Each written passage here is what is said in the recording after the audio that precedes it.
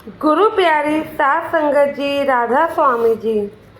संगत जी, ऐसा कहा जाता है अगर हम लोगों को ये पता लग जाए कि सेवा के बदले हमें क्या मिलता है तो हम सेवा करके कभी घर ही वापस ना जाएं और ज़िंदगी भर सत्संग घर में, गुरु घर में ही सेवा करते रह जाएं। लेकिन कभी भी हमें ऐसा नहीं सोचना चाहिए कि सेवा के बदले हमें क्या मिलता है संगत जी, बल्कि हमें तो ये सोचना चाहिए कि ऐसे कौन से अच्छे कर्म करे हैं जो बाबा जी ने हमें सेवा करने का मौका मिला है। अगर आपको भी सेवा करने का मौका मिलता है तो कभी भी फल की चिंता ना करें, हमेशा उस मौके का फ़ायदा उठाएं, उस रब का शुक्र करें कि जिसने आपको ये मौका दिया।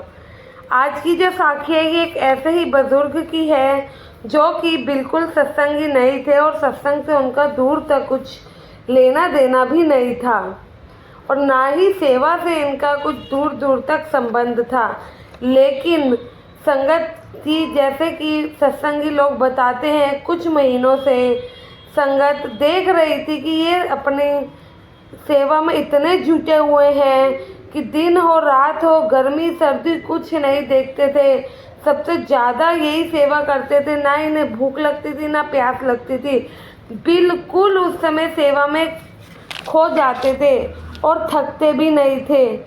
ऐसे ही काफ़ी दिनों तक चलता रहा। एक दिन जब सेवा करके जत्थे की बस घर की ओर जा रही थी, तभी बस में बैठे हुए बाकी सेवादार ने इनसे पूछा कि आप तो पहले सत्संगी नहीं थे, अब एक दिन ऐसा क्या हो गया अचानक से कि आप सेवा में इतने लीन हो गए हो, सत्संग घर से इतना जुड़ गए हो, आपको कुछ सेवा के अलावा दिखता ही नहीं है। आपका झुकाव एकदम से सेवा के प्रति कैसे हुआ?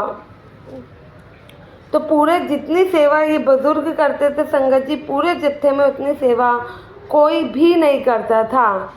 तो वो बुजुर्ग जी बताते हैं, हाँ मैं सत्संगी नहीं था, लेकिन मेरा जो ये दोस्त है ना, ये सत्संगी था। इसके जिद करने पर कभी कभी मैं सत्संग घूमने आ जाया करता था और ऐसे ही जैसे बाबा जी विजिट पे आते हैं, इसी के जिद करने पर मैं इसके साथ वहाँ पे भी चले जाया करता था, लेकिन मैं सिर्फ घूमने के तौर पे जाया करता था। ऐसे ही इसने मुझसे एक दिन ब्याह चलने की जिद करी, मैंने मना कर दिया, लेकिन फिर वही बात थी, इसने कहा कि चल लो घूम फिर के आ जाना। तो मैं घूमने फिरने के पर्पज़ से ब्यास चला गया।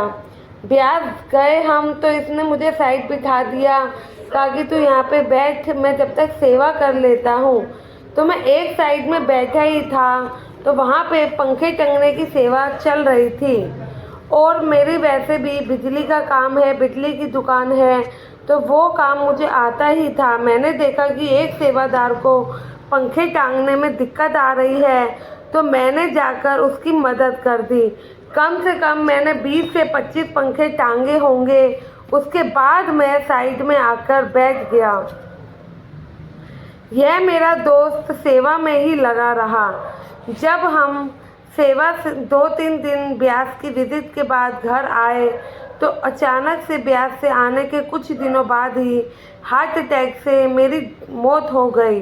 मेरे घर वाले मुझे डॉक्टर के पास लेकर गए, डॉक्टरों ने भी मुझे डेड घोषित कर दिया। मेरे घर वाले मुझे अंतिम विदाई देने के लिए बिल्कुल ही तैयार थे। ये दोस्त भी मेरा तब वहाँ पर आ रखा था। तब मैं देखता हूँ कि एक तरफ बाबा जी और एक तरफ काल खड़ा है और दोनों में यही लड़ाई हो रही है कि काल मुझे ले जाना चाहता था और बाबा जी ने उसे ले जाने नहीं दिया। दोनों में यही, बाबा जी कहते हैं कि ये मेरी रूह है और तुम इसे नहीं लेके जा सकते हो। फिर उसके बाद बाबा जी ने मेरी जान बचाई और मैंने बाबा जी से पूछा कि उन्होंने ऐसा क्यों किया, तो उन्होंने कहा कि जो मैंने एक दिन सेवा करी थी ब्यास में, ये उसका फल है। तब से मेरी आंखें खुल गई। संगत जी, वहाँ बैठी पूरी बस में किसी को भी उनकी बात पर यकीन नहीं हुआ, लेकिन उनके दोस्त भी बताते हैं कि नहीं ये बिल्कुल सच है। इनको पूरे शमशान ले जाने की तैयारी कर ही चुके थे, तभी इनकी आंखें खुली। बुजुर्ग बाबा जी बताते हैं कि तब से मैंने सोच लिया कि मैं अपना बाकी समय गुरु के नाम कर दूंगा। मुझे दोबारा जिसने जीवन दिया है उसी के नाम में अपना जीवन करूंगा। इसलिए मैंने सत्संग से अपना नाता जोड़ लिया और अपनी भजन बंदगी और सेवा में लीन हो गया, क्योंकि अगर आज मैं ज़िंदा हूँ तो सिर्फ़ और सिर्फ उन्हीं की बदौलत, तो मेरा बाकी का जीवन भी उन्हीं को समर्पित होता है। साथ संगत जी, गुरु तो हमारे लिए हमेशा ही करते हैं, लेकिन हमें ही उनकी दी हुई दातों की पहचान नहीं है। उन्होंने हमें क्या दिया है क्या नहीं, लेकिन गुरु हमसे क्या कहते हैं, क्या ही मांग लेते हैं, जो हम उनका हर पल शुक्राना भी अदा नहीं करते, ना ही उनकी भजन बंदगी करके उनके हुक्म में रहते हैं। तो गुरु से अगर हम थोड़ी सी सेवा करते हैं या भजन बंदगी करने बैठ भी जाते हैं तो कुछ ना कुछ अपने गुरु से मांगने ही लगते हैं उसके बदले, जो कि बिल्कुल ही गलत है। क्या हमारे गुरु को नहीं पता कि उनके बच्चों को कब क्या देना चाहिए कब नहीं? तो फिर क्यों हम थोड़ी सी सेवा और सिमरन के बदले उसके बदले हमें फल मिले ये सोचने की इच्छा जता बैठते हैं? हमें इतने बड़े गुरु का आश्वासन मिला है, उनकी शरण में हम गए हैं, तो यही हमारे लिए काफ़ी नहीं है क्या, जो इसके बाद भी हमें उनसे कुछ मांगने की ज़रूरत पड़ जाती है? साथ संगत जी, साखी पसंद आई हो तो आपसे विनती करती हूँ कि चैनल को सब्सक्राइब कीजिएगा। गुरु प्यारी साथ संगत जी, राधा स्वामी जी।